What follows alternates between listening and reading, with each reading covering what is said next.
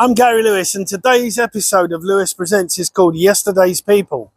So I'm here on Wood Grange Road in Forest Gate, next to the wonderful mural and the blue plaque here dedicated to Jimi Hendrix. Jimi Hendrix was born in 1942 in Seattle, Washington, but came from a troubled background. His father was an alcoholic. They did have other children, but the whole family was adopted out. And so he got brought up as a lone child. In 1960, he was sentenced by a judge for twice driving stolen cars. Either go to jail or go to the military. And Jimi Hendrix was a US paratrooper. He was with the Screaming Eagles, the 101st Division.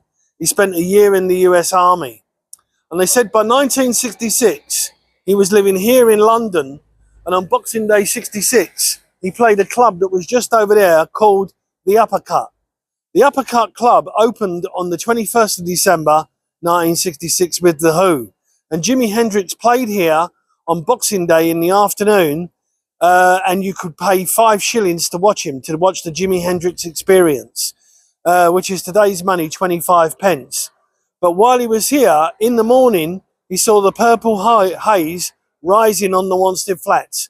And that was the inspiration behind the song he wrote here in 1966, Purple Haze. Jimi Hendrix had many great hits, all along the Watchtower, The Wind Cried Mary, Hey Joe, Purple Haze. Was a left-handed guitarist, could play the guitar with his teeth and slumped over his back. The man was a genius. He also played Woodstock. But sadly, his life came to an end in 1970, where he was taken to hospital, St Mary Abbott in Kensington, where he had taken sleeping tablets on top of red wine, and he died aged 27. He then became a member of the 27 Club. Amy Winehouse, Brian Jones, to name but a few, Jim Morrison, Janis Joplin, but a legend nonetheless.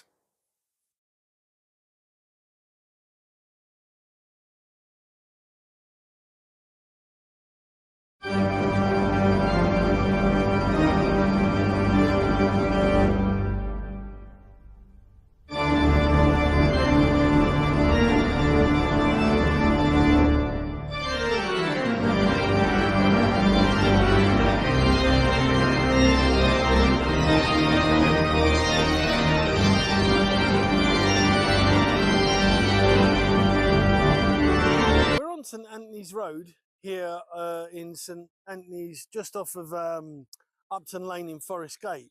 So we're at St Anthony's Roman Catholic Church, and this church has been here since 1884. But where this church has special relevance, especially for me, is that on the 26th of September in 1887, Alfred Hitchcock's parents were married in this church. His father was William Hitchcock, a greengrocer from a long line of greengrocers. His father came from a large Catholic family. He had 8 brothers and sisters, and one of Alfred Hitchcock's father's brothers was called Alfred Hitchcock. In the Hitchcock family, there were 3 Alfred Hitchcocks: the film director, his uncle, and his cousin. His mother was Emma Jane Whelan. She was second-generation Irish immigrants. She came from a large Catholic family, 5 brothers and sisters, and her father was a constable in the West Ham police force. They marry at this church on that particular day in 1887, and the priest that married them was Father Alfred McLaughlin. And in those days, in the marriage license was very different, which I've seen. It says that they were married in the borough of West Ham in the county of Essex. So Forest Gate was still in Essex up until 1965. But this church has survived. Since 1884, you think that there's been 2 world wars. There's been the regeneration of the area since the Olympic Games in 2012, but still continues to be here. St Anthony's Roman Catholic Church.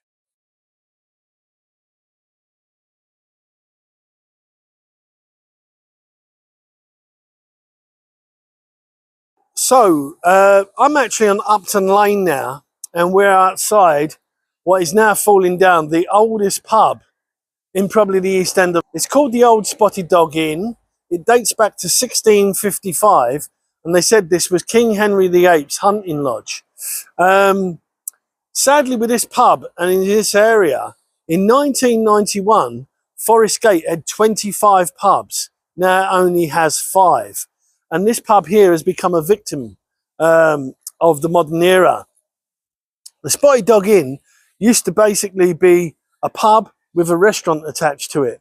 I had a few meals here myself, but sadly, due to the changing climate of the area, different people moving in, the cost of living crisis, what it costs to actually buy a pint of beer in a pub these days, the pub closed in 2004. Now, they said in 2020 that an estate agent had actually bought the pub and going to turn it into a hotel, 68 rooms, with a bar and a restaurant attached. Well, in those last 4 years, nothing has happened. This is a grade 2 listed building, but the way I see things is this is probably just going to fall down. I can't see anything happening in the immediate future with this pub here. It is the oldest pub in East London. I would love to see something done with this, but sadly, it doesn't look like it's going to happen.